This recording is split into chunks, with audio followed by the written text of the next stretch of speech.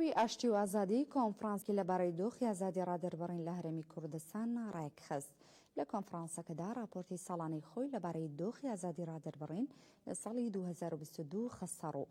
بەپێی راپۆرتەکە 259 دۆسیە پێشەلکاری بەرامبەر با 399 ڕۆژنامەنووس لەلایەن تیمەکانی ڕێکخراوەکە لە هەرێمی کوردستان و ناوچەکانی دەرەوەی دارەی هەرێم تۆمارکراون. هەر لە راپۆرتەکەدا هاتووە زۆرینی پێشەلکاریەکان خۆی لە ڕێگری ڕووماڵی ڕۆژنامەوانی دەبینێتەوە و 185 میدیاکار ڕێگریان لێکرا و 73 میدیاکاریش لە کاتی ڕووماڵی ڕۆژنامەوانی دەستگیر کراون.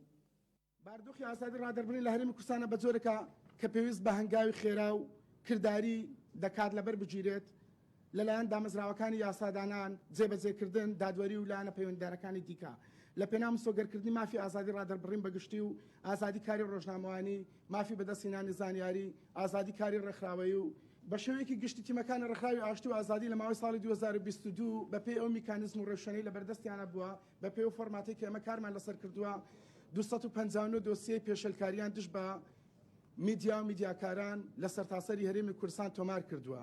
لە پاڵ ژمارەیەک دۆسیە دیاریکراو کە دش بە پەیامنێران و میدیاکارانی ئێمە لە ناوچەدابڕێنراوەکان بە شێوەیەکی گشتی لە کەرکووکووە ناوچەکانی دیکە ئەنجام دراون ئێمە تۆمارمان کردووە. ژمارەیەکی دیاریکراو لەو کێسانەمان هەبووە. ئەم 259 دۆسیەیە 399 ڕۆژنامەنووس و پەیامنێری کەناڵی میدیایی دەگرێتەوە. حاڵەتەکان بەم شێوەیەن دەستگیرکردن 43 حاڵەتمان هەبووە، 43 کەیسمان هەبووە کە 72 ڕۆژنامەنووس لەخۆ دەگرێت. ئەم کەسانە بە شێوەیەکی گشتی لە کاتی ڕۆماڵکردنی خۆپیشاندانەکان یا لە کاتی ڕۆماڵکردنی ڕووداوەکانی ڕۆژ بە شێوەیەکی ئاسایی دەستگیر کراون بۆ ماوەیەکی کاتی یا بۆی کە 24 سعات یا زیاتری بەسەردا تێپەڕ بۆ 2000 ئازاد کراون و بەشێکی زۆر لەو دەستگیرکردانەش لە دەرەوەی بڕیاری دادگا و دادوەری بووە، بە شێوەیەکی عەفەوی دەستگیر کراون و هەندێکیش لەوان بە پڕکردنەوەی بەڵێننامە ئازاد کراون.